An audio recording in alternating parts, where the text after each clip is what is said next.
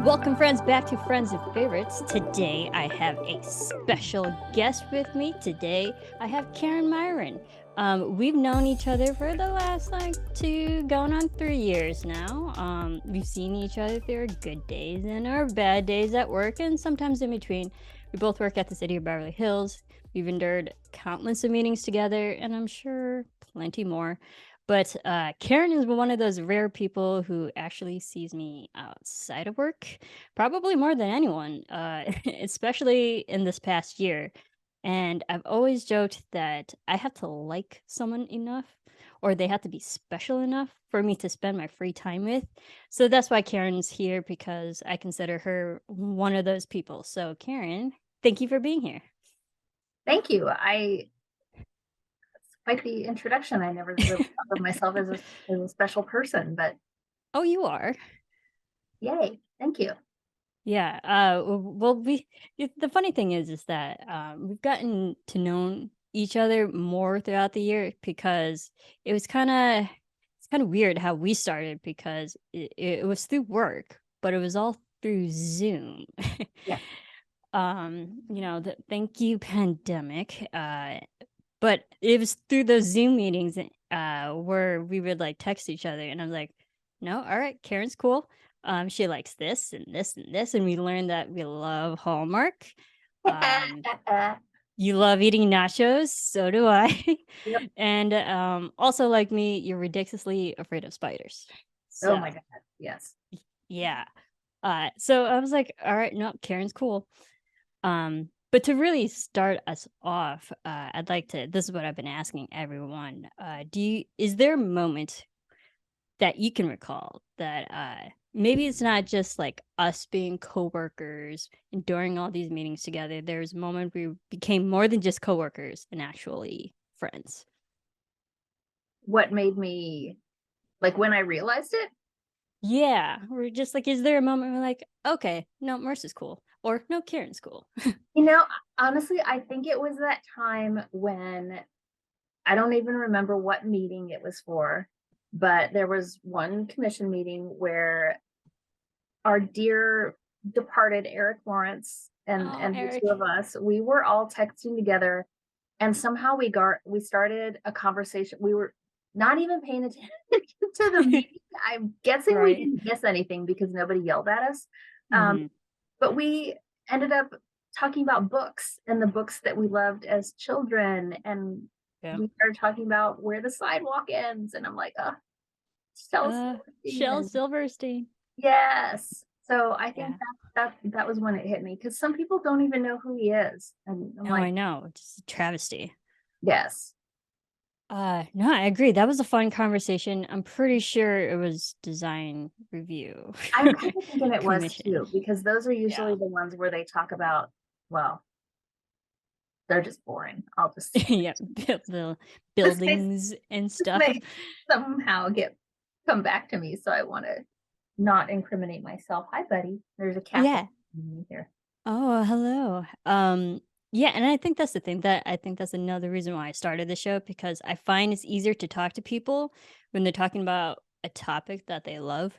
Mhm. I love books. Books are like humongous bookworm, and I always say books, movies, and television. Like you talk about any one of those three, and I will talk your ear off, and like to the point, well, you will have to tell me to shut up. So I don't even know how the books got integrated into that particular conversation, but I was like, yes, let's go. Shel Silverstein, absolutely. Yeah, we mentioned a lot of children's books Yes. in that conversation and a lot of Yeah. authors too. Shel Silverstein was one of my favorites. Growing up, I had all those books except for the one that you recommended to me. Was It it? was one of his more recent ones. Yeah, it was the one that was released posthumously. I think it was. I think Yeah. it's called Everything on It. I don't know. I have how many books did he have? Because I have three. Oh gosh. I have A Where the Sidewalk lot. Ends, A Light in the Attic, and Everything on It. Okay. Those Yeah. are the that I have. I definitely had Falling Up, and he did The Giving Tree, or yeah, The Giving Tree, right? That's the one. Sounds right. Something about a tree. Yeah. I'm pretty sure it's The Giving Tree because that one made me cry.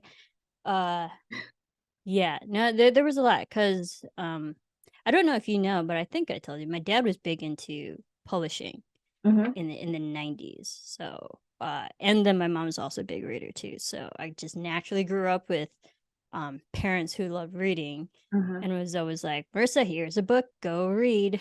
Yeah. And that was, I don't know, I was constantly reading. But me, out of all my siblings, well, my oldest brother and I'm the youngest. Like it was us two that always read, but the kids in between weren't, No. weren't really readers. But I was the reader. I think it was just a good escapism for It me, is.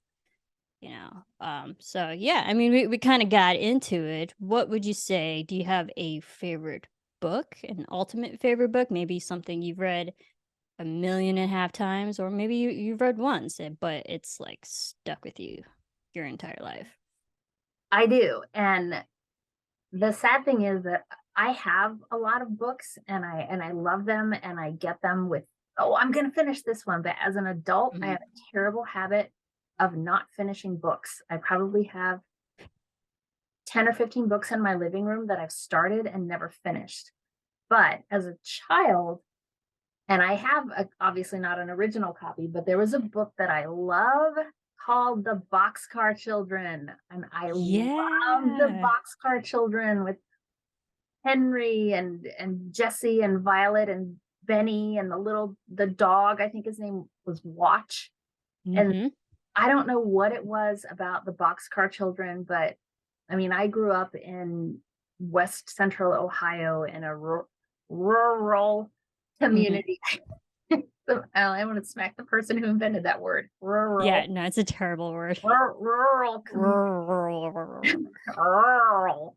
Um, and so, and my parents had a lot of land. They had almost 11 acres. And so I, as a child, spent a lot Oh. of time outside playing in the dirt. And as a child, I remember, going outside and digging in the dirt and wanting to find like little old broken dishes, like the little pink cup. And I'm like, I want to be one of the boxcar children. And obviously my parents didn't have a boxcar in their property, but I wanted to have How a little dare space they? somewhere. How dare they be civil? Um, I I wanted to have a little shelf where I put all the dishes that I found, and I would, make little things and like pretend like I was one of the boxcar children. So I don't know, I just love, love, love that book. That's awesome. Okay, yeah, I've read those. I mean, that's a series too. I read Yeah. a few of them. I don't know if I read all of them, but I definitely had those books as a kid because, like you, I grew up in a rural area of Illinois, Earl. 2 hours outside of Chicago, literally in bumfuck nowhere in the cornfields. Yep. Um, but down the street, like literally maybe like 4 houses over, was the train track that cuts diagonally through my little ass town. Um, and no, seriously, like my town's like a mile by a half a mile. It is so That's small. nice. And it's like a rectangular kind of Mhm. town if you look at it on a map. And the train track went diagonally right through it. And but like every few days, like at least Wednesday and like Fridays, I always heard the train.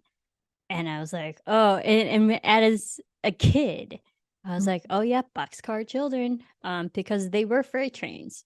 Yeah. I was like, oh, what that life would be, Yeah. because we're young, we like adventuring Mhm. outside and having our fertile imaginations of what our life could be if we were like the boxcar children. Yes. Yeah. What got you into that? Was that gifted by your parents, or that's something you found on your I think own? Or it was one of the books that I found in the library at school.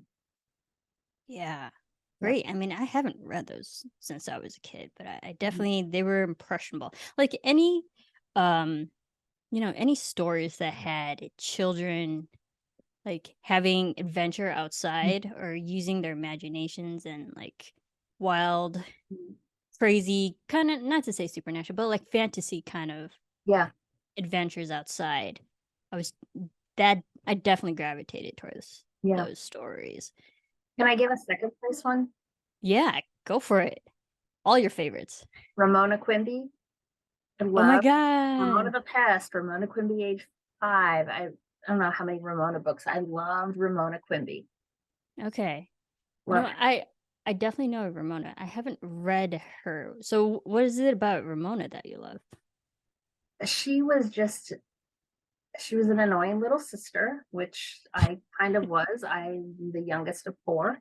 Um, and even though Ramona was just, she just had a sister. I don't think they had any brothers, but remember she had a doll named Chevrolet. She was just hilarious. And she just didn't give a shit. She was crazy and she was this rough, play in the dirt, not afraid of anything, independent little girl. And that was kind of like I was. We were a Ford family, but I still love the fact that she named her doll Chevrolet because Yeah. she thought it was a beautiful name. Chevrolet. Nice. Yeah, Ramona Yeah. was just like a little adorable little terror. Yeah, Ramona. But you're the youngest of 4? Yep. Okay. I'm the youngest of 5, so we got the youngest baby going for us. Yes. Were you like me? Of course, like the one of the more spoiled childs out of your family. I don't know that I was spoiled. I don't know. I don't know. I know they definitely picked on me more. Um, Yeah. and I think we all had our little, hobbies and things like that. But I don't think I was spoiled too much. I was just picked on more by the others. Yeah. I mean, and not to say I was like picked on by the older 3, because in my family we had 3 older, Mhm. 10-year gap, and then 2 younger.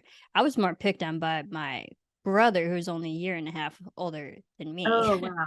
Yeah. So I had him as the torture kind of brother. And no, he gave me shit, man. I don't think he got physically violent with me. Yeah. Like, yeah, so not so much from my oldest siblings, but Mhm. I definitely had that terror sibling who just gave me so much shit. Yeah, Uh, our terror sibling was my oldest brother, Tony. He was, oh God, Tony was just, and even now he just picks on us. He's 54 years old, I think. And uh he still tries to throw spiders on me when I Oh God. left Ohio.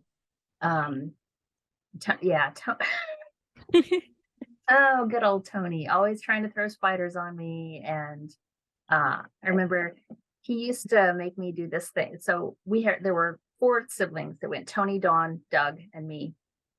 And uh, a lot of the things that happened were orchestrated by Tony, and everybody, and the other 2 just went along with it because, oh, Tony's the boss, he's the oldest kid, Mhm.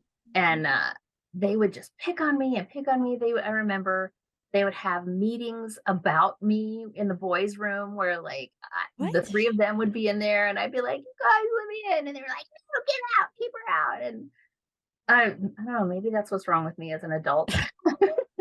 You had siblings conspiring against you. Yes, yes. They used to make Doug and me box. We would have like they would have, I don't know, I remember being in the middle of the room that my sister and I shared, and we would like have little boxing matches. And I don't know, I would say, yes, less than 10 years old. I didn't know how to box, and I remember I would Mhm. always try to go like this, and I would try Oh. to fight like this, and all Doug had to do was punch my own hand, and and I Yep. punch myself in the face. But yeah, I was Oh, done wow. more than anything. I think they like me now, though. I hope. Yeah. Hopefully, kids grow out of that phase. That's so funny. You have a brother named Tony, because my my brother, who's only a year and a half older than me, his name is Tony. Ah, lovely. The Tony. Yeah. So maybe it's the Tonys in the world that just give people shit. Mhm. No, fortunately we got to we're finally friends now. Even in our adult years, we had some pretty tumultuous years up in even like I have to say like 2 or 3 years ago. Not gonna lie, my dad had to like sit us down and mediate two Wow. grown ass adults talking to each other. But we had a lot of issues when we were teenagers, to the point where I think he honestly he dealt with a lot of depression, Mhm. and a lot of anger issues growing up, and I had to deal with that, his problems too.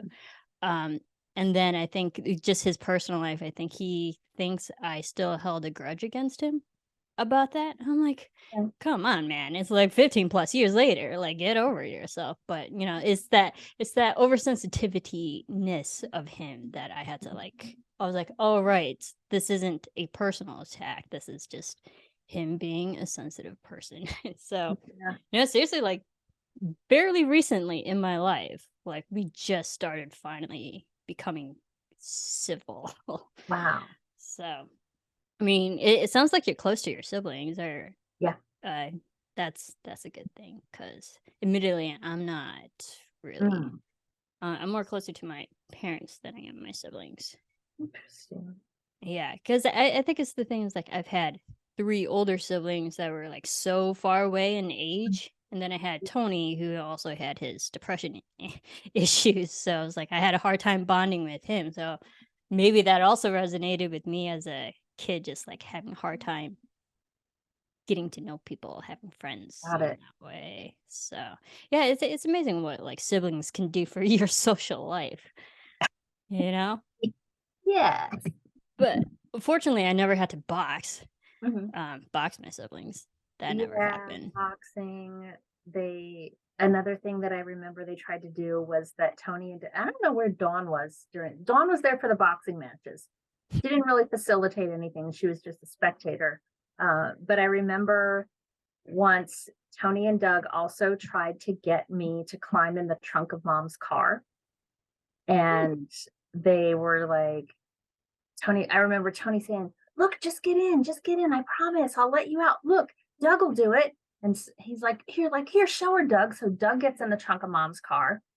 Tony closes the lid. Doug knocks on it. Tony opens the trunk and lets him out. See, Dad, see, I let Doug out. And I was like, nope. I was No. very thankful that I never fell for that, because who knows? It could have turned out to be a tragedy. I mean, who knows? I could have suffocated in there. Uh, Right. They could have just locked you and walked yeah. away, and oh Yes, yeah, that's terrifying. I'm glad I didn't fall for that. And I know they would never actually intend to hurt me, but Right. it was just, they were boys and, you know, Boys, man. stupid boys being boys. Having brothers. Yeah. Do you find it was easier having brothers or sisters? Um, I don't know. Yeah. I'm honestly glad that there was a mix of us. I'm glad that there were four of us, and although I know I shared a lot of stories where they just tormented the hell out of me, there were also a lot of more times that we just had fun growing up. And I think sometimes I think about how lucky I am that I had siblings growing up, because I look at, my niece, for example, Tony's daughter. She's an only child, and I just think, she's grown up now. She just turned 30, but Hmm. she never had siblings growing up. So it's like, I just think about how much fun I had growing up with siblings. And I feel not that her life was any, you know, less than mine, but I just think I can't imagine my life not growing up with my siblings. It was fun. Yeah. Must be I mean, fun. yeah, that's great. I mean, to have a support system. Yeah. I definitely agree with that, because I mean, that's kind of the reason why I got adopted. It's because there was such a big age gap between the older three and then Tony. My parents realized quickly, like, no, Tony needs a friend. And then hence the reason why I came into the picture, because they wanted another kid closer to Tony's age. Mhm. And and there I am. Yeah. So hence the reason why I'm here. But no, I definitely get that. Just just to need to have, or at least like one other person to Mhm. kind of grow up and go through Yes, life with. and kind of Um, teach you how to grow up. yeah, I thank God for my siblings because I like to think because they are so much older than me, Mhm, and that's I feel like why I'm wiser than I really should be because I saw and witnessed all the mistakes that they've ever made in their life. And I'm mhm, like, okay, don't do that. Don't do that. Don't date that kind of person. So I learned a lot from them mhm. just via through their own mistakes. And had I not had that, I feel like it would have been a bigger fuck up in life because I've seen their mistakes. Yeah. Growing up, did you watch a lot of television? Because I did. I like to think that was a big part of my life. Were you a big TV watcher or no? Um, Sometimes, yeah. We were, I guess, what you would call latchkey kids because both of our Hmm. parents worked. I mean, my dad was like a construction foreman and mom was a teacher. And I Oh, what remember did she teach? My she dad was a teacher. she's retired now, but she taught a lot of different groups. She used to teach Spanish. She taught high school, then she taught junior high, and then um most of her career was like sixth grade. Like I'm like Mhm. the worst. I think that's like the Grade worst. school? I know she always used to Yeah. tell me, every year she'd have to have the body odor talk with somebody. Oh. Yeah. Hormones, they do things to kids. Ugh. Yeah. So yeah, so mom and dad both worked, and I remember we would come home after school, and I remember watching Heathcliff, that big fat Okay. orange cat that wasn't Garfield, Yeah. watching Heathcliff after school. And on evening TV, I think our favorite sitcom that we watched was The Cosby Show.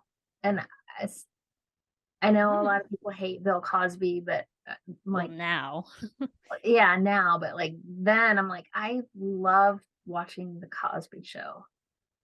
Love, Okay. love, love that show. And that was a family thing. That was a family Yeah, get together. yeah, that's Yeah. everything. Yeah, I never really watched Cosby because that wasn't really my generation. Mhm. What was it about the Cosby Show that just like, was it the humor? Was it just the family aspect of that show? It was the humor. We loved Bill Cosby and mom. I remember mom had we had a record player and we had, the giant LPs. Um, Yeah. she had a lot of, well, not a lot of, but several of Bill Cosby's comedy albums. So before we really paid that much attention to TV, we would listen to the Bill Cosby's uh, comedy albums, and so we just grew up listening to him and appreciating his humor. And then, sometimes on Saturday mornings, if we weren't watching Looney Tunes, we would watch, Fat Albert. And so I don't know, it just we grew up loving Bill Cosby. So Okay. yeah. Yeah, and I mean, I never really watched Bill Cosby, so I mean, from what I've heard, that like all of his shows, back what 70s, 80s, 70s, 80s, yeah. early 90s too, because Uh-huh. my generation, to show you my generation being the millennial that I am, we had Little Bill, which was an animated show, Yeah. but it had Bill Cosby's voice, his Yeah. character, and he, helped executive produce it and all that. So like Yeah. that was kind of the only really exposure I had to Cosby. No, he has a doctorate. He has a Does doctorate he? in education. Yeah. Interesting. Wow, Yeah. that's kind of Yeah, scary. like if you watch the it's kind of scary now. Yeah, like if you watch the credits on the Cosby Show at the end, it would say, William Cosby, whatever it is, ED or PhD whatever. It's not, no, it wasn't or PhD, like ED or whatever ED? Okay. Oh, the educational. yeah, yeah. Yeah. Wow, I didn't know that. Hmm. Um, so that must have been like really upsetting when you heard the news of everything that went down with with You know what? him. Honestly, I had a hard time believing it because I just what I well, and I don't want to say I know him because I didn't know him, Right. but I just grew up listening to this man that was just being hilarious. And I never would have thought that he would do that type of monstrous activity. I just Yeah. really, really, I mean, even now it's hard for me to believe. Not that I it's not that I don't believe the women's story. It's hard for me to believe that he would do something like that. Just that wasn't the Bill that I grew up watching. Yeah. And that's always frustrating when like someone that you looked, that inspired you, or like you really looked towards someone in that way, and to be a completely different person than what you thought they Yep. were. That's it's disappointing, and that's heartbreaking It too. was, yeah, it was very Yeah. disappointing. And I think honestly, there's still a little bit of me that doesn't want to believe it, that just like doesn't think about that part of it. I mean, not that I Yeah. spend hours sitting around thinking about Bill Cosby. I Hmm. just like if the show were on, I don't think anybody airs the Cosby Show anymore. But if I was flipping through the channels and I saw it, I would watch it. Yeah. Just I just love the show. Nostalgia. Hmm. Yeah, Yeah. comfort TV. Yeah, definitely comfort television, Hmm. which is, I mean, how we got into Hallmark, because that's all feel good kind of. Because I Hmm. definitely, uh, Hallmark was a big thing in my life. Growing like mostly through my 20s, quite Hmm. honestly. I mean, in my teenage years, every once in a while I would watch a Hallmark movie, but it was like mostly Lifetime.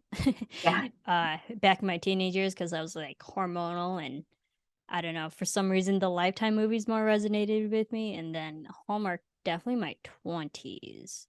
So, Yeah. and that's what we quickly bonded over with Hallmark. Because I mean, would you say you watch Hallmark throughout the entire year, or are you just the Christmas movies fan? Mainly just Christmas movies, but there are some that I watch. Um, I don't know what it is. I love Christmas, so I really like gonna just state an embarrassing fact about myself, but a lot of times during the holiday season when Hallmark is showing their Christmas movies 24/7, if I have like a free day, I plan what I do around what Hallmark movies are showing. Yep. I'll look at this schedule and be like, okay, this is done. Okay, so this one I gotta watch this from 12 to 2, but then I have a gap from 2 to 4, and then I gotta watch the two that come on it from 4 to 8. Okay, then I'm good. Yeah. Yeah. Just love the Christmas movies. I don't blame you. I used to be the exact same way. Mm. It's funny. A couple, like I think, like a year or so ago, I found a note, because I'm a big note list person, or like a to do list person. Because if I don't write something down, I'm gonna forget it. Yep. Um, and in my 20s, when I was working constantly at a different job that I used to have, I found a note, or like a to do list, Mhm. and it had me like literally scheduled from hour to hour. It's like, all right, do grocery here, grocery shopping here, eat here at this hour, like read a book at this hour. And then literally there was an 8 hour window of me just watching Hallmark. There's like 12 p.m. to 8 p.m. There's just Yep. me watching Hallmark. And Yep. that was on my to-do list. Yep. So I definitely understand like scheduling your day around Hallmark programming, because I am the exact same way. That's not embarrassing. That's just a fact. That's who we are. Was that something? Do you watch that with your siblings, with your parents, or is that mostly on your own? I watch it with my sister. Like when I am in town, or when I go back for Christmas, a lot of times we're like, oh, we gotta watch this Hallmark movie. She's actually the one that got me into Hallmark movies. And it's been like in the past 10 years. I wasn't always a Hallmark Christmas movie fan. Hmm. Um, she really got me into it, I want to say, yeah, somewhere between 5 and 10 years ago. So I blame her. I blame her for my affliction. Well, that's okay, because I mean, I've tried. I wish I had my siblings like Mhm. Hallmark. Mhm. I've made my parents watch Hallmark, much to their chagrin, because I only visit them a couple times a year, and they know the best way to like spend time with me is just to watch Hallmark movies. I was like, yeah, we talk and stuff, but they know how much I love just watching movies in general. They're like, all right, what Hallmark movie are you watching now? And they'll just sit down and watch with me. Yeah. So yeah, I mean, they won't watch it on their own volition, but they'll watch it if they know I'm there. Oh yeah. Yeah. Yeah. We've kind of gotten our mom to watch some of them. Um, it's just kind it's and then will have like this little we'll have text conversations. Did you hear mom watch? It's just like it's amusing to us that our mom's watching Hallmark movies too. That she actually put the effort into watching something on Hmm. Hallmark. Yes. Yeah. Do you Yeah. watch the television shows, the actual programming, or do you watch just the movies? Just their movies. I Okay. I don't know why I've never really gotten into any of their series. I know they Yeah, have they're one pretty now good. about I know, and I've heard that some of them are pretty decent, and I know you're a fan of them. Yeah. I know they have one now that's about rodeos that I just like. I Yeah. hate rodeo, so I think it's really cruel. So I'm like, no, I'm not watching that. Yeah. I think it's rodeos and ranching. Mhm. That ranch life. That's really Hallmark's response to another show that's been out for like 12 plus seasons. I think they're actually on like season 15. Heartland. Have you ever heard of that show? I've heard of it. Yes. Yes. I think that's a big show that's in Canada. And constantly going. It also shoots like up there in Vancouver too. So it's like big in Oh, it's the same demographic as Hallmark. And I that's the one think that's the series that Mike Forrest told me to watch. yeah, Yes. that's That. probably it. Yep. Yeah, and that show is so successful. Mhm. That cast is like, I mean, they have avid fans for Yeah. Heartland, and that's why it's still going. It's why they're on like season forever, and it won't ever stop. Mhm. And Hallmark realized that they're like, okay, we know people like ranching, will love that horse life, let's have our own show that's kind of like that, because hopefully we can like bring those fans to us. Yeah. And that was their response to Heartland. Yeah. I haven't watched it because it's literally in their first season. But yeah, I'm curious to see what it's like, because like we know that's the only reason why they would bring that kind of show to Hallmark. I'm writing this down because I'm making little notes for myself. Yeah, Watch this. Watch it this. right. Do you have a favorite show maybe in your adult life that you just love, absolutely love watching? Um, I regret to inform you that I am one There are of the no regrets here. This is a judgment-free show. okay. I will preface this by saying I typically hate reality TV because I think it's stupid. It's stupid. Um, but I do watch many of the 90 Day Fiance show. Yeah. No, those are Um, huge. yeah, Yeah. and it's kind of funny finding other people that watch them or like watch it too. And then we would I'm not sure that I would call it like my favorite. It's just something that I enjoy laughing at and just like, oh my god, these people are fucking crazy. I and I guess being kind of judgmental. I would never do that. What a dumbass. Of course they just want their green card. Um, Is but that in why they're all getting married, just for their green cards? Or are there other um, reasons too?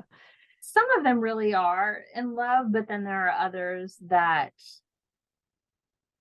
I think they will find out, after they marry this person or after they're preparing to marry this person, that the person just wants a green card and wants to come to America and all that stuff. Uh, I see. Um, but I mean, I don't know. I wouldn't say that I like obsess over the shows and I don't watch them over and over again after I see it once. It's like it's done. Um, But there are 2 shows that I can watch over and over and over again, no matter how many times I've seen the episode. One is The Golden Girls, and the second one is Ah, Friends. I'm just like, I fall asleep every night to Friends on Nick at Night. That's my go to sleep comfort TV. And yeah. yeah, and and the Golden Girls, love them too. Yeah. Okay. Friends, definitely love. I've seen Friends, God knows how many times. In completion, probably at least 10. And that, I mean, there are 10 seasons too. Yeah. So definitely I grew up on Friends. Yeah, like I can quote a lot of it. I watch Friends randomly too. I mean, like just a couple of weeks ago, I was watching like season 3 just for shits and giggles, Yes. because when I'm sad or like having a down day or just a crap week, I'll just put on something that's happy and or like that I know will get me to laugh, and I can just kind of turn my brain off. Yeah. Um, and Friends is one of those shows. Yeah. Um, for Golden Girls, admittedly, I still have not seen a single episode. Who are you? I know, I I can't know, talk to you anymore. I know. I'm like, I'm so ashamed. It's like it's Golden Girls and Sex in the City, or those 2 shows. I'm like, ah, I I love know. I Sex can like now that I'm older in my life, I know I would appreciate it more. and the City. Um, yeah, it was those 2 shows. I have a hard time admitting I still have never seen a single episode of each. I don't know, like, What about why. Seinfeld? Because I really like Seinfeld too. Oh, yeah, my parents used to watch Seinfeld. I've seen a few episodes, and Okay. granted, that was, like, what, in mid-90s, Yeah. early 90s. Yeah. I was still a kid then, so whatever episode I saw, I was, like, super, Um, super toddler, at least minor, to again show my millennial age. I never went back to watch it though as yeah. an adult because Well, Comedy Central shows it NBC. on the weekends. So Okay, all speaking these from reruns. experience. That's good. Well, that's the thing, because I was just thinking about a few days ago. I was like, NBC really had some great programming back in Hmm. the 90s. They Yeah. had Friends, had Yeah. Seinfeld, they had ER. Oh my Oh, I god. love the ER. ER was like one of my favorite shows growing up. I mean, that was the show I'd like to say if had I not gone into film, I would have went into the medical field because of ER. Wow. Yeah, for the longest time I wanted to be either an ER doctor or at least an EMT, just Interesting. because of the influence of ER. Wow. Yeah. I What? mean, I was watching ER before I even like really understood what they were doing in ER. I mean, I was a kid watching ER, but that's so good. I mean, Michael Crichton, come on, produced by Steven Spielberg in the 90s. I mean, hell yes. What's not to love? Yeah. I Yeah. like ER. I never wanted to be involved in the medical field though because I don't like touching people. Oh, really? People are Are you? gross. Yeah. Yeah, they can be. See, blood doesn't really affect me. Mhm. It's other viscous materials that are questionable. But for some reason, I was never really phased by blood. Mm. Which is like another reason I was like, yeah, I could do medicine. That no problem. But yeah, quickly realized that was just like a pipeline dream. And I was like, well, there are other options in life. But yeah, NBC had some great programming. It is. Like they were in their heyday, No, 90s, there early was 2000s. actually an episode of the Golden Girls where they had this horrible neighbor who, like, the city wanted to cut down a tree so they could widen the street. And the lady whose property the tree was on was this horrible woman named Mrs. Claxton.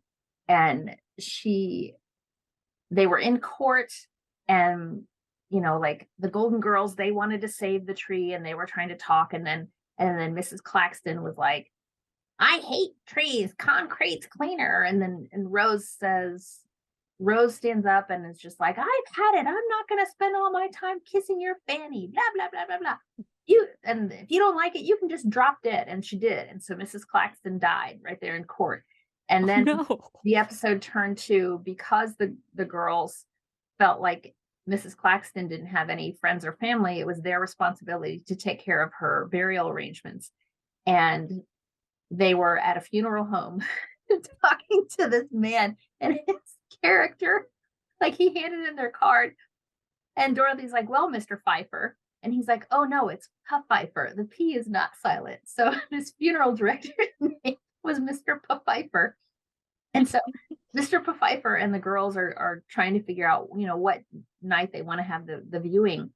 And he's like looking at their schedule, and he's like, "Okay, what about Thursday night?" And the girls were like, "No, no, not Thursday night." And he's like, "Oh, you're right. I'm sorry. I forgot. The Cosby Show." Oh, no. So, It's all tied. yes. Yep, all tied together, good old NBC. We've come full circle. We have. I love that when shows reference each other because Mhm. like that self-awareness of what's big and what everybody's watching because Yep, we're all television watchers in that sense too. yep. Yeah, that's amazing. All right. I'll watch The Golden Girls. It's on my queue. I have all 6 seasons on DVD if you would prefer to watch it that way, if you even have anything to play it on. I do. No, I do. I like to think that's like one of the first things I actually invested in was a TV, and well, I already had a DVD player, but Okay. or Blu-ray player, because movies and television is Mhm. such a big thing in my life. That's like I never have to worry about like not being entertained in that Very sense. important. Yeah. Yeah. Something about the. I mean, I know. I think it's like maybe it's just the streaming platforms now that kind of Golden Girls kind of came back Yeah. into rotation, and it's just like in the zeitgeist now because everyone's just talking about it or everyone's referencing it. It's constantly popping up on my Instagram Mhm. algorithms. I was like, all right, universe, what are you telling me? Should I watch the Golden Girls? That's it. Yeah, Golden Girls and Sex in the City. It's on my list. Yeah. I'm slowly getting to all these television shows, because I'm the kind of person that like I'll watch whatever I'm feeling that Mhm. day. Yep. And I have a hard time getting to specific shows that people recommend to me because I was like, maybe I'm not feeling this kind of show Yep. right now. Yeah. All right. I hear you. I hear you. Okay. Um, we're kind of pivoting a little bit back to Hallmark because again, with my ADD, we're going around Yeah. everywhere. Sorry, we went all over the place there. No, that's fine. Uh, do you have a favorite Hallmark movie?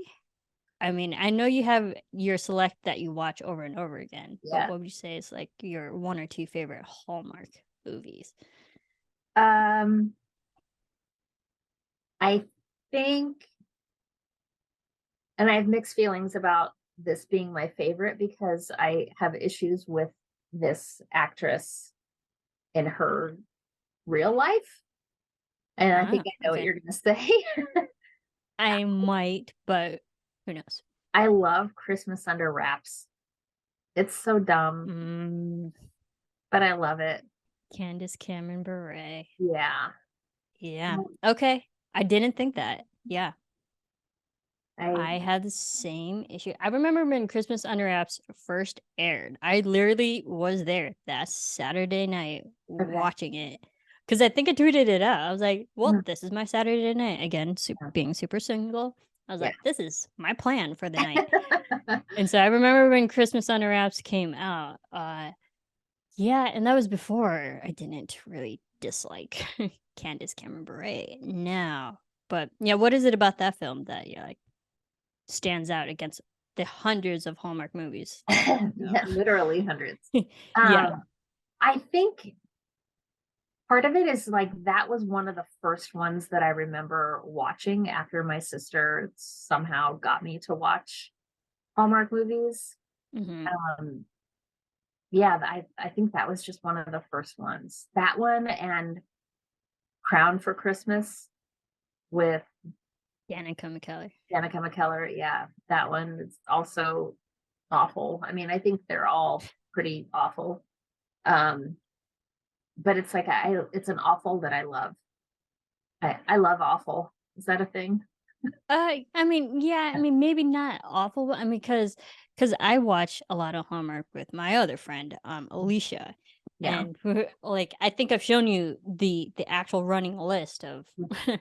between us both because we like religiously watch the Christmas movies too, and my conversations with her, we agreed that they're not awful, that they have lower standards when it comes to acting. So if you set your lower standards lower, be like, oh, then you can be more entertained by all the Hallmark acting, Yeah. because like let's be real, they're all B-list actors. They're not going to be nominated for Academy Awards or Emmys and stuff. But not to say that they're bad actors, is that like they hit a certain level Right. um of acting when it comes to Hallmark. Mm. So if you go in with the mentality of knowing it's going to be cheesy, Yeah. campy, Yep. then you're going to get exactly that. If you're expecting like in a Nicole Kidman, Meryl Streep kind of level of acting, you're not going to get that. Hence, Yep. you're going to be disappointed. Mhm. So I've tend to learn that like when you go into Hallmark, you can't expect the best acting or the best Right. writing. Right. You can expect feel good. You can Yes. expect to laugh every once in a while, and you can expect that the couple is going to get together at the end. Of course. It's very cookie cutter. Yeah. Um, but I think that's the reason why we keep watching it, because we know how it's going to end. Yes. The predictability Yes. We're not in going to that be sense. disappointed that, someone dies at the end. Yeah, and very rarely are there actually deaths. And if there are deaths in Hallmark, it's always like the spouse died 5 years ago, and now this person's trying to move on into this new relationship. Yeah. So, very rarely do we see like an active death Hmm. in Hallmark, and I think that's the thing, because I mean, if we got those kind of deaths, that'd be drama.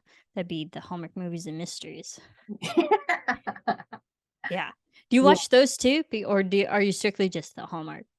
Um, I've watched a few of them. There's one that I believe originally aired on regular Hallmark, but now it will only show like one time once during the Christmas season, and it's always on movies and mysteries. And it's called A Heavenly Christmas. And I thought it was going to be, I remember when it first came out, I thought it was going to be great because it had Shirley MacLaine and Eric McCormick and Kristen Davis in it. And I'm like, oh, these are, good actors, well known, Hmm. popular, blah, Shirley MacLaine's Academy Award winning. So it's going to be a good actress, good movie. There, it Yeah, was, no. fuck, it was so stupid. And and I don't know why I'm surprised when I'm watching movies where I'm just like, this would never happen. And I said this to myself, last weekend I was watching, because Hallmark shows Christmas movies at 8 o'clock on Friday nights throughout the year. I'm a nerd. Yes, they I'm a do. on Friday Finally. nights. So, and they Finally. showed the one called The Royal Nanny. And so that was my first time Oh, watching The right. Royal Nanny. And at the very end, I actually said out loud to no one, that would never happen. I'm like, That's the one where she's a spy. yes, she becomes. Yeah, that was a fairly recent one. I remember watching that, and I remember telling my friend Alicia, I was like, "This one was bullshit." I was like, "This was their failed attempt at being like, what is it, CIA or MIA Yeah, or yes, whatever." I'm like, "Are you kidding me?" And like, I'm actually a trained martial artist. I train in Krav Maga. I was like, "What do you call those fight sequences? That was lame the choreography." I umbrella. hated that one. I hated that one. I had such a problem with Royal Nanny. Yeah, Yeah, so I get it. that would never happen. Right, but then again, I was like, "All right, I gotta set my standards lower, Hmm. because they aren't real trained fighters, so every once in a while, I have to check myself." But Yeah, yeah. just remember what you're watching. Yeah, and that's the thing. Do you know about the whole drama between Hallmark and why a lot of actors, quote unquote, left Hallmark and went over to Great America Channel? I know that there was drama, but I don't know what it was about. Was it about pay? Um, Pay, yes, but also Christian religious values. Oh, Hence the reason why Candace Cameron Bure has been causing a shit stir lately. yeah. Um, and why? So GAC. I mean, all right. I'll like to not to get into all the details, but like in layman's terms, basically Hallmark was ran by a big three. There were like big three top executive producers there. Mhm. Um, they left Hallmark, went to Great America Channel, basically tried to bring a lot of the Hallmark talent over with them, their whole clientele. And but they, I mean, like, not to sound terrible, they're all white. they're, Yeah. they're literally they're all Caucasian. They're all in their like late 50s, 60s. They have a very Christian. They're very whitewashed. And Mm. they brought that over, tried basically building that network as a new Hallmark.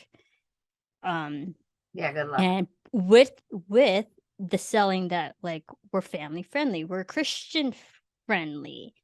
Candace Cameron Bure came over, and so that was with a lot of the exclusively on these actors now have signed exclusive contracts only for GAC, so there weren't conflict of interest between the same actors going back and forth between Hallmark and GAC. Okay. So that caused a lot of a big rift between Hallmark and Ooh, got it. GSC and a Got lot of the Hallmark stars. So people who are now over at GIC are mostly the more proselytizers, it. Mm, kind of religious Christian actors. And got it. those who remain on Hallmark are more just the regular. I don't want like, and I don't want to poo-poo people with their Christianity or Mhm. whatnot, because I grew up Catholic. I'm super, Right. Me super too. Catholic. Like, Yeah. and there's no disrespect for that. But when it comes to a level of proselytizing and Uh-huh. telling people that they're wrong in certain ways, like your values wrong, like that doesn't mean your values are also correct either. Right. It's just a difference of opinions. Yeah. And that's where I feel like Candace Cameron Bure got a lot of heat Yeah. because she basically pissed off the whole LGBTQIA community. Right. Me falling within that category. I was like, fuck you. I'm never going to watch your shit again, Yeah. which is disappointing because I love Full House. I love Fuller House when that got rebooted, and I didn't mind her movies, Hmm. but it was the drama behind now the person. I Yeah. was like, oh, you kind of like really tainted Yeah. like everything done. Just because now I got a taste of who you are as a person. Right. Um, Yeah. so now you can see the split between Hallmark and GAC. Those who remained on Hallmark, I Mhm. tend to have more respect for. Yeah, I was actually pleased and, for lack of a better word, a little proud of the Hallmark network for continuing to evolve with the times and be more Yes. accepting of,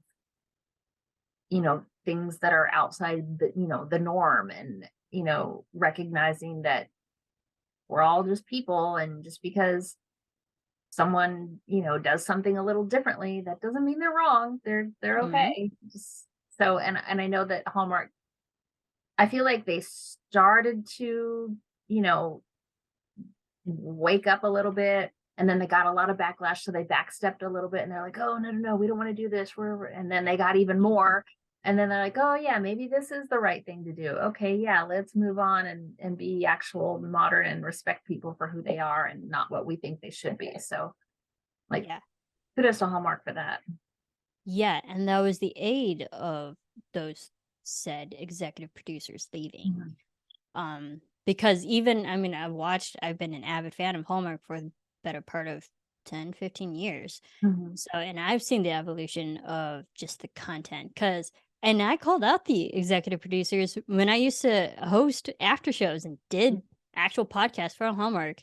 And I would call them out, and I know they listened to me and they all followed me. And I'm like, where are the Asians? Where are the people of color? Where are these, Right, the LGBTQIA community? Like, I'm only seeing Caucasian people.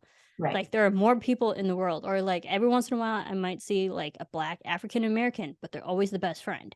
right. Um, And so that's where we saw, like, we've been seeing in the last like 5-ish years, like there are more Black stories out there. There are Yeah. more gay couples in Mhm. it now. Yep. And I think it's which is great for Hallmark, but it's also really sad that those executive producers left, got replaced with people who now are adding those kind of Mhm. characters. I'm like, good riddance, but also great, because we need that. I've been begging that forever. And Yeah. I'm like finally seeing my kind of people in the shows. So Yep. like, yeah, which is, it's great for her. Great evolution of Hallmark. Like you said, getting with the modern times. Yes. Uh, yeah. Yeah. So I was like, I have no one else to talk to Hallmark about that. So I'm like, I can't be the only one who's frustrated with this. Yeah. It Yeah, was but just Hallmark, it's been great it was just lately. it was just not realistic. It was kind of like, it kind of reminds me of what, like what Joe Biden said when he appointed Ketanji Brown Jackson to the Supreme Court. He was saying the Supreme Court Yeah. should look like what our country looks like. And Yeah. that's, kind of like Hallmark. Hey, Hallmark, you need to look like what our country looks like. Bunch of different people. So, Yeah. And now they're starting to look like it. mhm. I'm like, Yeah. finally. I mean, it took you forever, but we're Yeah. finally. Yeah. I see it. We're getting there. Yeah. It's slow baby steps, but at least it's in the step Yes, there in is the right progress. direction. Yeah. Um, yeah. Ooh, goodness. I mean, mind you, everyone, I do still love Hallmark despite their flaws. Yes. But yeah, because at the end of the day, they got me through serious depression in the 20s. So, like, I'll always respect Hallmark for that. Yeah. Um, Pivoting away from that, Yeah. you and I, we also love hiking. You're a Yeah. big hiker as well. Definitely my 20s. I grew up, I mean, I wish I could say I grew up with hiking. Mhm. Um, but growing up in the land that I did was all flatlands. I didn't see like a real mountain until like I came out here to California. I was like, holy shit, the world's not flat. Yes. um, yeah, but I also learned that you're big on hiking as well. I am. I love me some hiking. Yeah, what would you say have been some of your favorite hikes you've ever been on? Some of my favorites. There is a trail in Orange County that I have not hiked in many years, but I love it. And it's called the Morgan Trail. It is off of the Ortega Highway. And I don't know what it is about the Morgan Trail. I just love it. I just love it. Love it. Love Morgan it. Trail. Lots of Morgan Trail. Yes. Starts off the Ortega Highway and you park in this parking lot across from this little candy shop. I don't even know. Oh my God. I just said that like with a Chicago accent. Candy shop. Oh, Candy shop, a my candy shop, Chicago, literally candy Illinois shop. accident has definitely dropped in the last few episodes.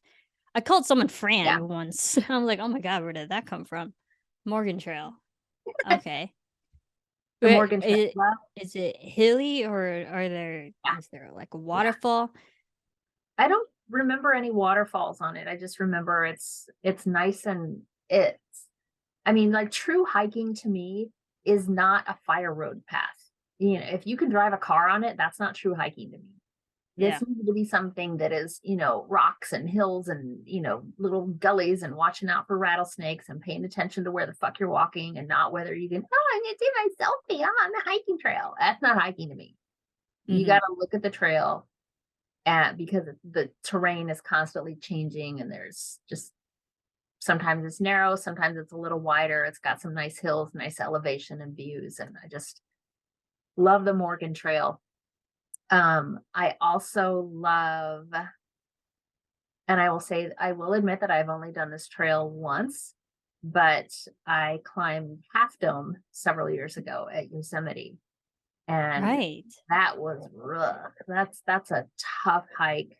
Um, I did it with the team and training group. It was a fundraising hike. Um, that was rough, but I gotta say, climbing Half Dome, like actually going up the cables, was fucking awesome. I thought I was gonna be afraid, and I was not afraid at all. I mean, there are portions of it. I mean, going up Half Dome, there are cables that are anchored into the granite, and it's about 3 feet wide. You have to have a permit to go up Half Dome, and that 3-foot Wow. section is for traffic going up and traffic coming down. So if somebody freezes, they fuck up everything for everybody, and everybody is just at a standstill. It sucks. We didn't have that. It wasn't too bad. It happened a couple times for us, but it didn't delay us too badly, luckily, because there are other people that will say, hey, come on, little girl, you can do this, we're fine. Or if you're really scared, okay, then we need to go back down because we're holding up all these other people. Right. But it's very steep. Going up the actual dome is very steep. There are portions where it's very slippery, and I described it to someone once as trying to climb the side of a bathtub, like that kind of steep, where it is all upper body strength. You're holding onto the cables. And they have little planks, I want to say about every 8 to 10 feet. So you can, if you can get to a little plank, then you've got something to, rest your foot on. But it's one of those trails where you need to wear good grippy gloves. Like I bought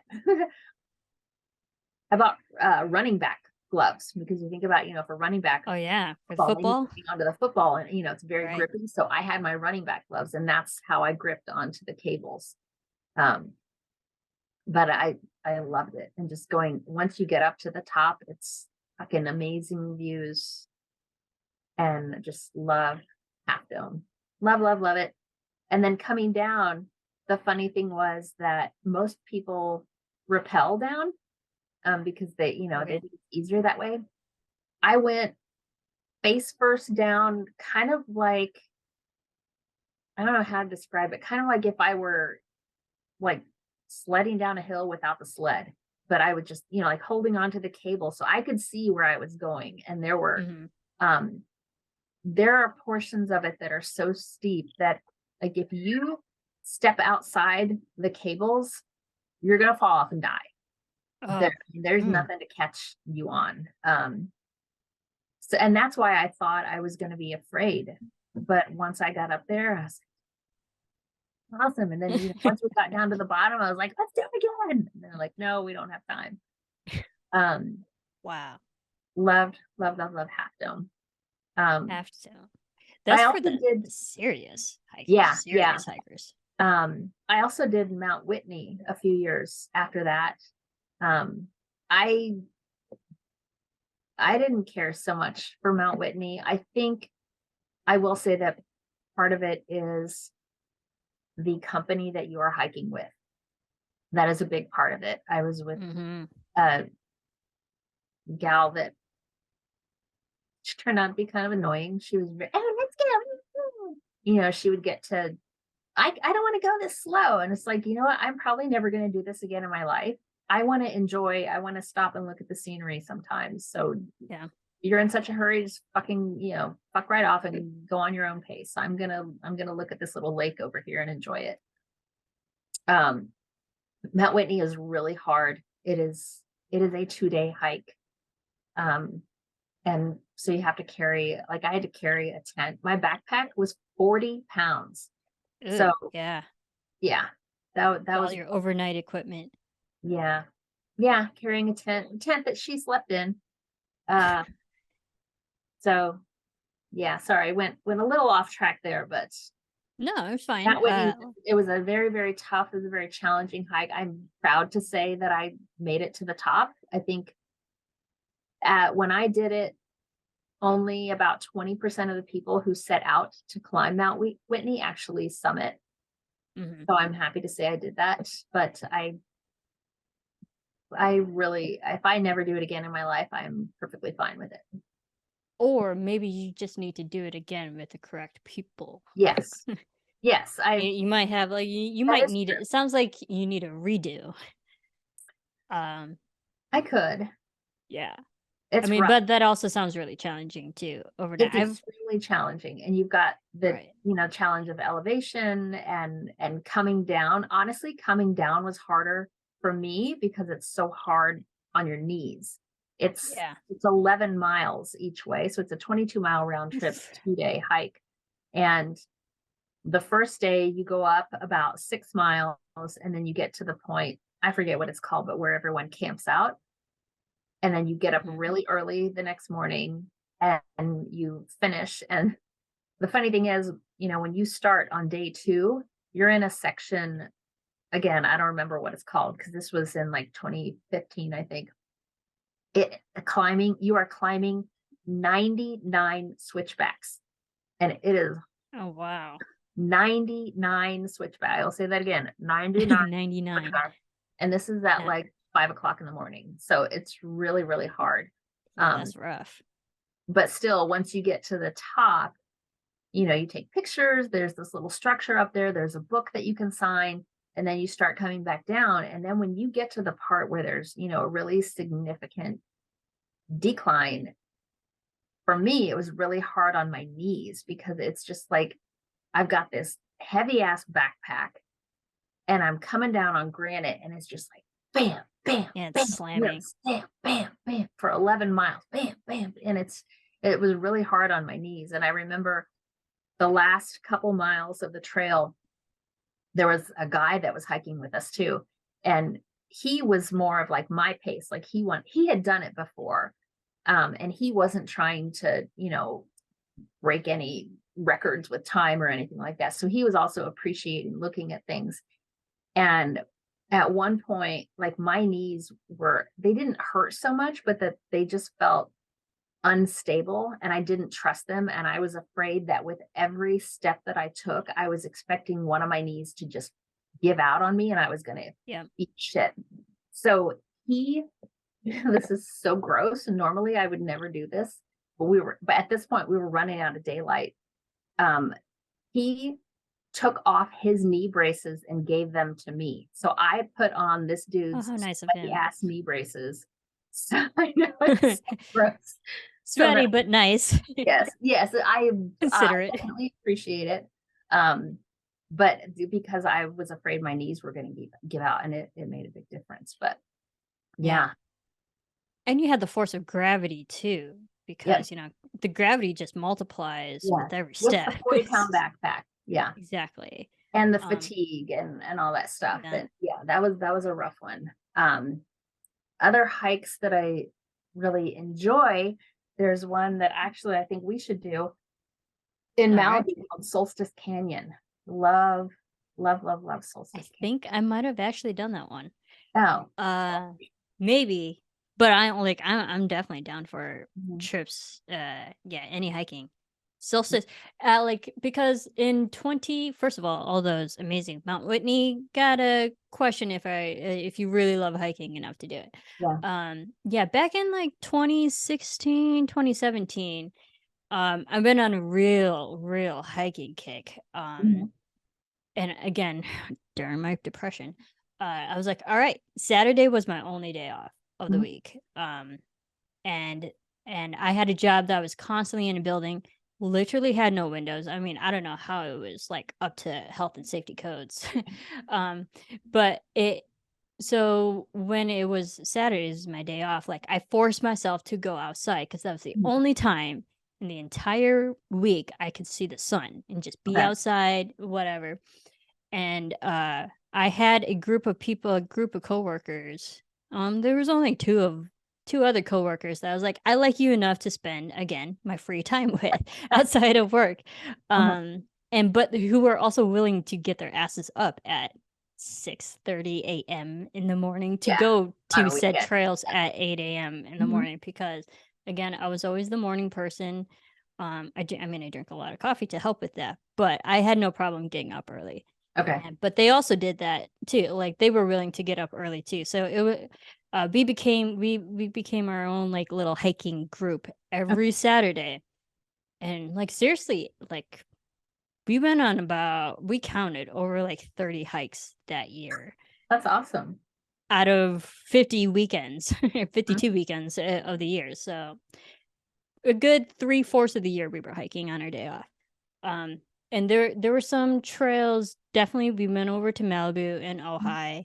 Malibu a lot. One of my favorite hiking trails over there is the Los Leones Okay. Trail. Okay. I think that's how you pronounce it. I probably totally whitewashed and butchered that. Yeah, Los Leones trails. We went on that like 3 or 4 times. Okay.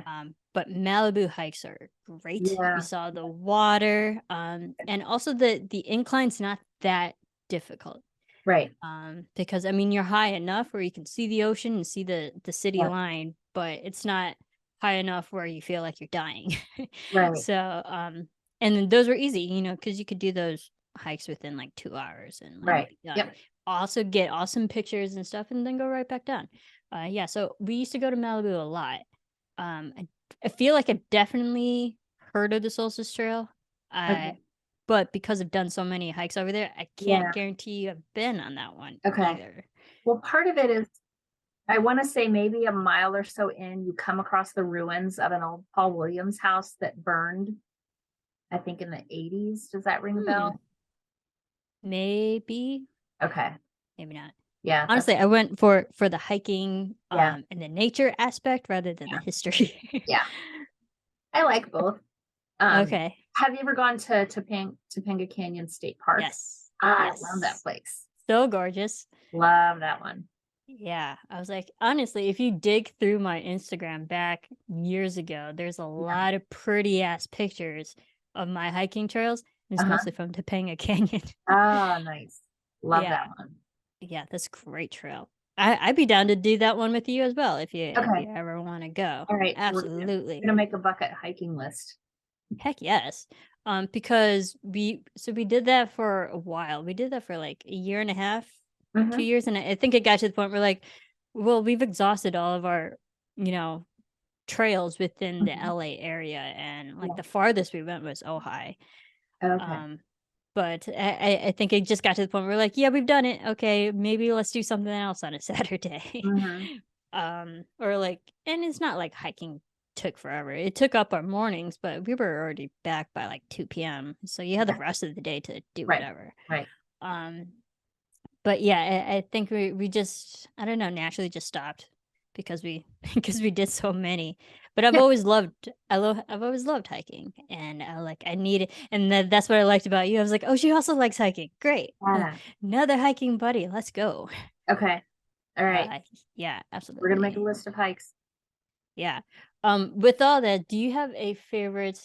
I mean, because you and I both workers, so we've always been working, Mm-hmm. and I've learned quickly that you've had a lot of jobs too. Also, Yeah. um, do you have a favorite way of relaxing after said jobs?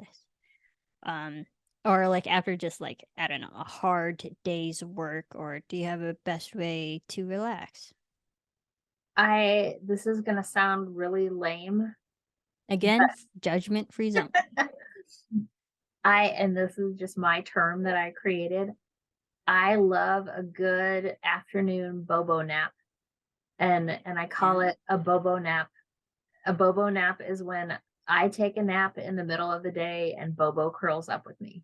Bobo being your cat. Yes, Bobo the kitty. Yeah, Bobo loves, like, I think it's time for a Bobo nap. And yeah, Aw. I'll just fall asleep on the couch, and he's like my little left side magnet, and he'll just curl up right in there. And sometimes it's 30 minutes and sometimes it's 2 hours, but I just love me a good Bobo nap. Aw, that's sweet. I wish I could be a napper. I was never really big on napping. I only nap when like I've had a physically exhausting day, like as if I like literally put in actual manual labor Mhm. outside Yeah. working for like 6 hours and then I have to crash. Yeah. Very rarely do I take naps. Maybe that's just my constantly hopped up on coffee and caffeine that I can't sleep during the day.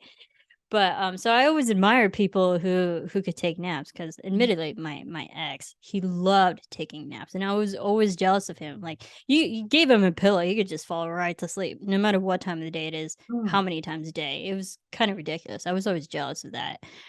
So, aw, Bobo nap, how sweet. And Evinrude doesn't like napping? I mean, on Not his as own. cuddly? He doesn't curl up with me like Bobo does.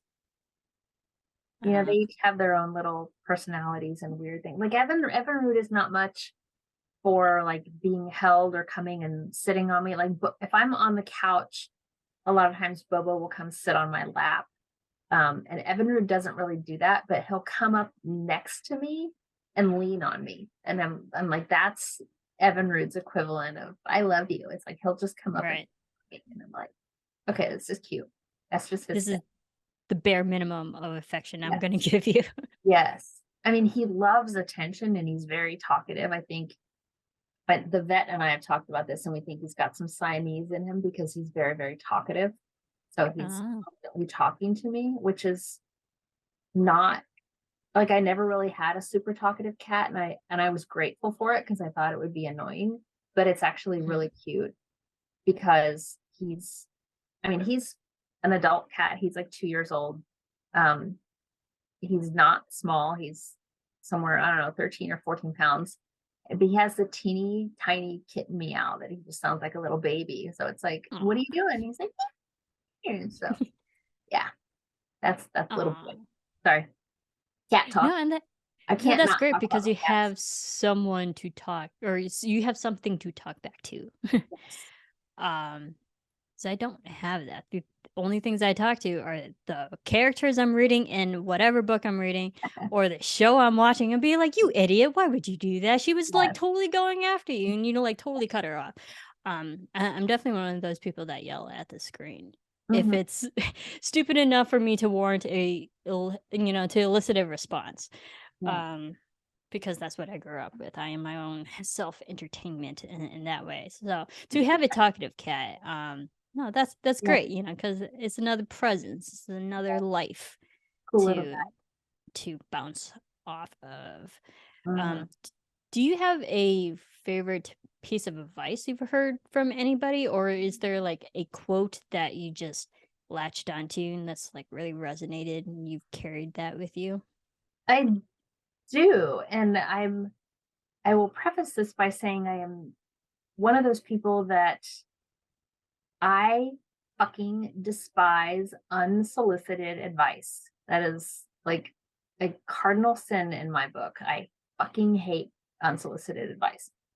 Uh, this Noted. piece of advice, however, was not unsolicited. Well, not really. It was something my mom told me when I was in high school, and uh, I will also say that I did not. I went through a period of time in my 20s where I did not heed this advice, but I think we all go through one of those phases.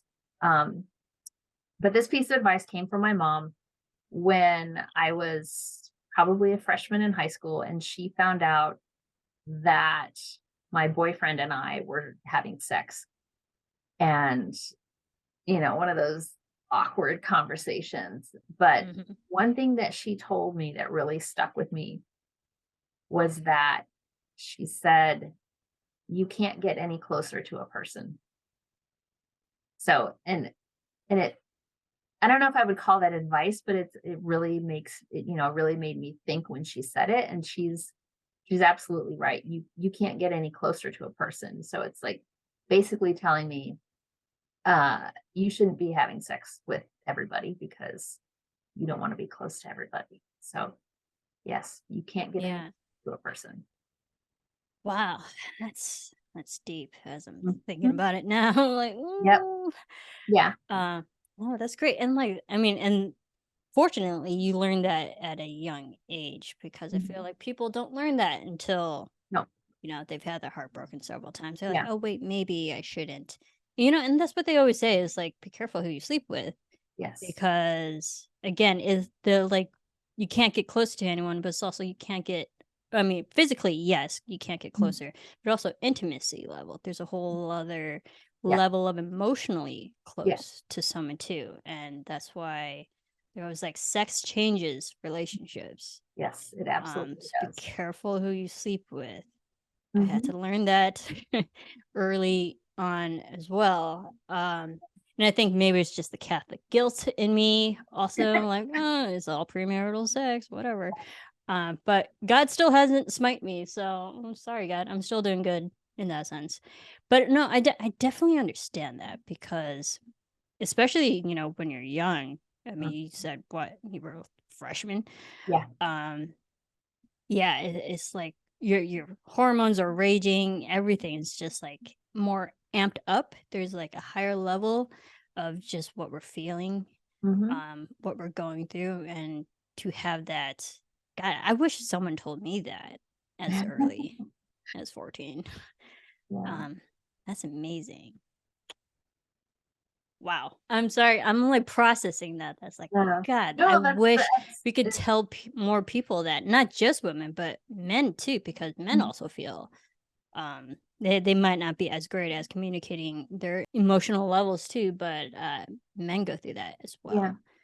And I think that hearing that and, just having that kind of be part of who I am, when I got to the point where I was, again, in my 20s, and I may not have, followed that or, thought about that because I was in my 20s, whatever. Yeah, me too. I mean, I think I told you about yeah, We all my we all go through 20s. that phase. I think it's part of Yes. a lot of, for most people, it's part of growing up. Um, but I will say that one thing that I stuck with, I think it's I don't know if this is still a thing, like, oh, girls flashing everybody at a bar, oh, that's so cool. You're flashing everybody. Blah, blah, blah. And I'm just like, no. And Yeah, that's idiotic. and I've said this, for years. I'm like, if you show it to everybody, there's nothing special about it. So no, I'm not It's flashing true. people at a bar. And that's kind of like, that's my piece of advice that I would give people. I mean, you give it to everybody, you show it to everybody, there ain't nothing special about it. So Right. keep it under When you wraps. make it that accessible, Mhm. it's not as special. Right. Yeah. I don't know, maybe it's like it always astounds me like how people react or what they do just to get attention, whether it be good attention or bad attention. Mhm. It's still attention, and it's stuff like that that makes me question, oh, what is that person going through in their Mhm. life? Um if they're like that, not to say desperate, but like if they're putting that level of effort into trying to get someone to look at them, Mhm. like them, show any type of affection towards them, you have to question like, oh, what's lacking in your life Yeah. that you're trying so hard to get something from someone else. Again, everyone goes through their personal struggles. We get it. I get it. Yeah. Yeah. Wow. You can't get closer. Sorry, my mind is still blown because like shit that that really hits. Okay. To kind of wrap us up a little bit, do you have a favorite strength about yourself, like a favorite quality that you are very self-aware of, that you're like, yep, God, I love myself for that. Yep. I do. And I think this will probably come as no surprise. It would come as no surprise to most people who know me well, is that I am very independent. I Yeah. don't need anybody to take care of me. I don't need advice. I'm perfectly fine on my own. I get it a lot when people are like, "Oh, why don't you have a boyfriend?" I'm like, "Am I supposed to have one? I'm Do I need one? am I not enough on my own?" Not that I wouldn't enjoy one and appreciate one, but I'm just like, I I'm good. If I meet somebody, that's cool, but I don't rely on other people. Very, very independent. Yeah. I definitely sense that a lot because I resonated with that too, because in my 20s I was like super single, super Mhm. independent too, because people were always like, Marissa, how do you not have a boyfriend? I was like, well, look at all the shit I'm doing. Like, how Yeah. would, if I added a man or a woman like in my life, how Mhm. would they add to what I'm already doing now Yeah. by myself? Like, it wouldn't change anything. Right. And, like, not to say, like, in a bad way, but I was like, if I'm gonna allow someone in my life, Mhm. they better enhance it to, like, even better than what I'm already fucking doing.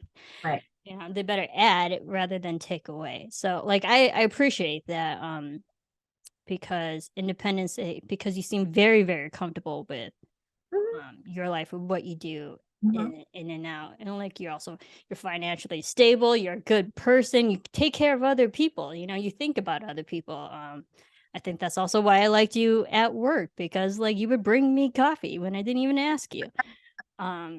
I was like, oh, thank God. Yeah, depending on how many motherfuckers I heard from coming from the Oh control room, God. like, yeah, Marissa needs coffee. Yeah, and that's the thing. I'm like, and I'm not really a yeller. Yeah. So I don't know where that came from. And I think that's like unfortunately a newer development within the last 5 years. I'd like to think it's COVID. Mhm. And the pandemic has like really switched a level in me and be like, I don't have time for people's stupidity or Yeah. their bullshit. If you're being an idiot, I'm gonna call you out for being a fucking idiot. Yeah. So yeah, I don't know. Maybe it's just my I did snap that one day and you brought in coffee. I was like, oh, God love you. Yeah, because coffee centers me, people. Believe it or not. Yeah. Yeah, no, I admire that to bring it back to you. No, I admire that independence, because we Mhm. don't need I feel like you and we don't need people to be successful.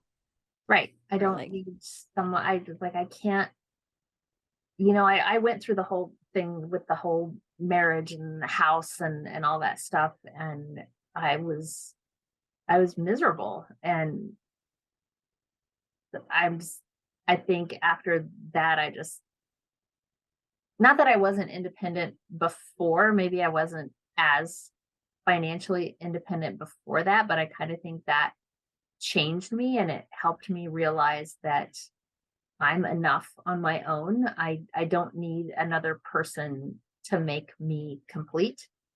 It's again, not that I'm against it, not that I'm opposed to it. Not that I'm not open to, another person coming into my life, but if that person never comes, I would never feel like I didn't get to live a full life. I'm right. I'm good. Yeah. That's good. And I think because that's where you and I differ, because you have experienced Mhm. that. I still haven't. I still haven't been married. Still haven't had a house. Maybe the age difference, but like we're different places in our lives. But like I haven't had gone through that experience to realize, oh, maybe I don't need that. So Mhm. I think there's still that level of, not to say incomplete, but just still haven't experienced it, Right. where Right. I can't determine if those things would make me happy as a person.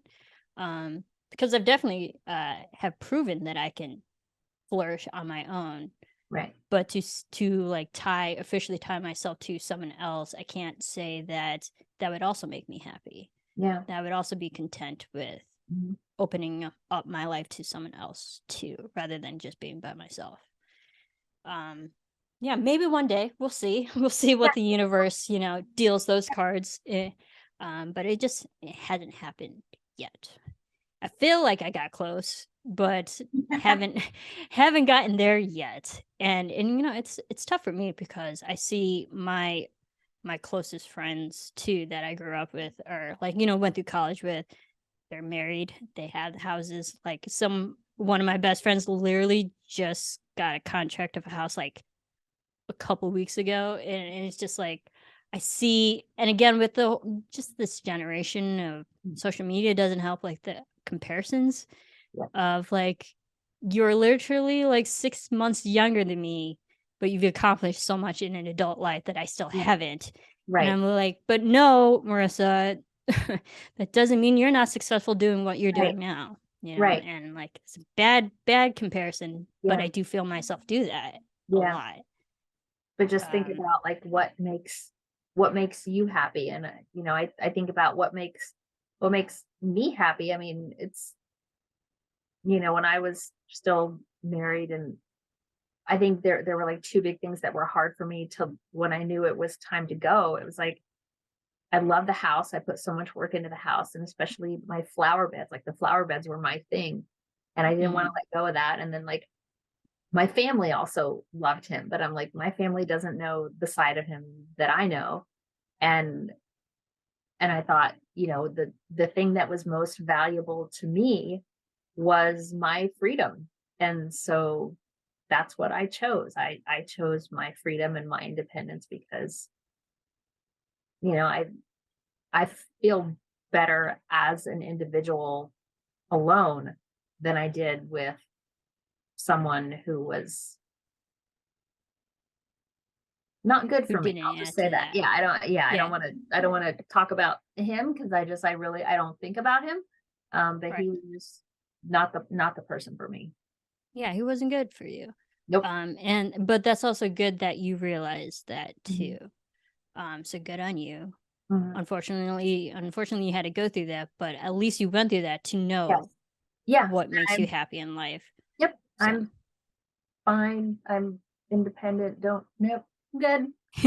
No, but I you're don't good. need anybody to help me pay for stuff or Yeah. if I have, there are weekends that I honestly sometimes I look forward to more than the weekends that I have tons of plans with stuff.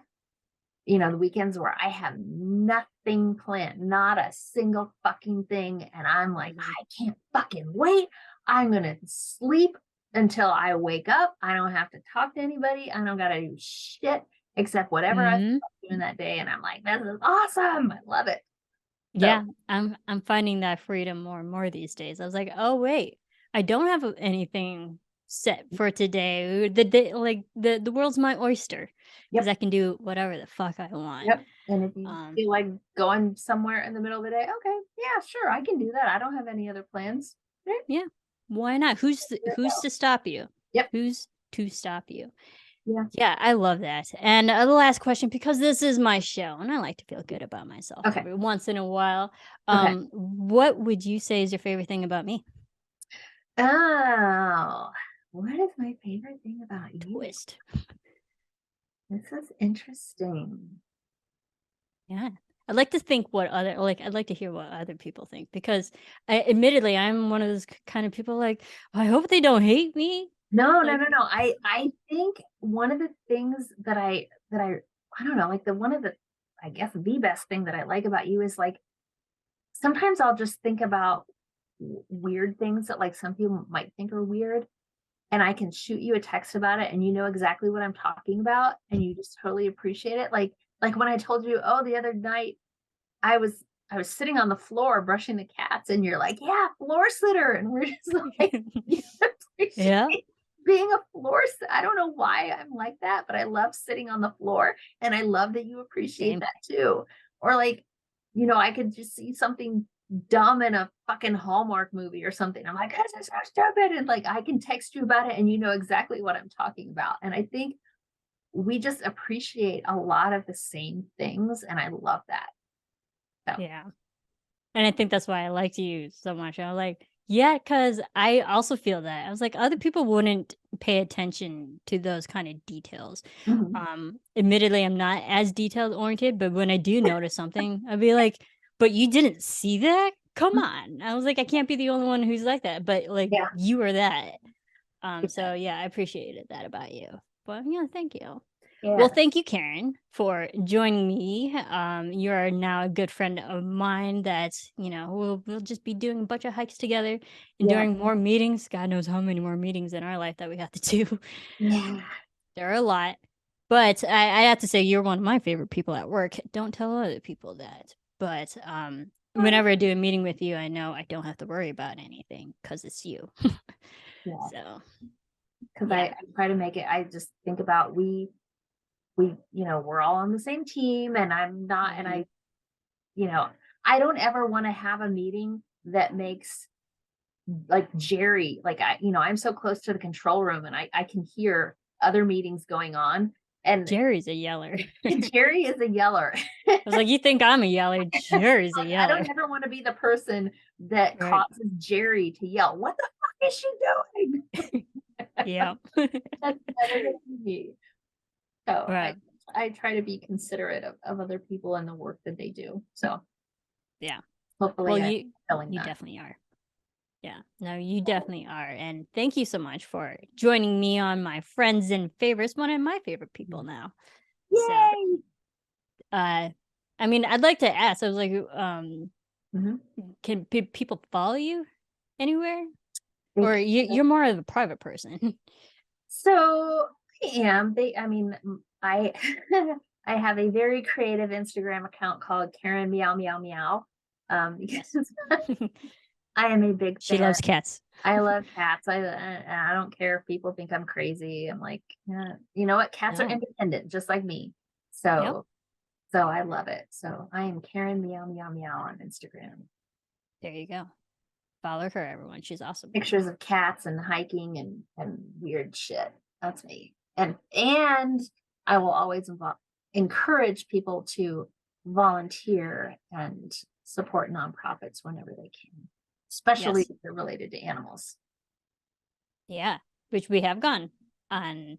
Yes, the Wiggle Waggle Walk. Wiggle Waggle Walk. Yes. So I love that too, because I like to think, I wish I could volunteer more. And like I know, again, that's on my end that I have to like put myself out there with my introvertness. But yeah, I do appreciate people who actually spend their time helping other people. And you're definitely one of those people. Yes. So thank you, Karen. You're very welcome.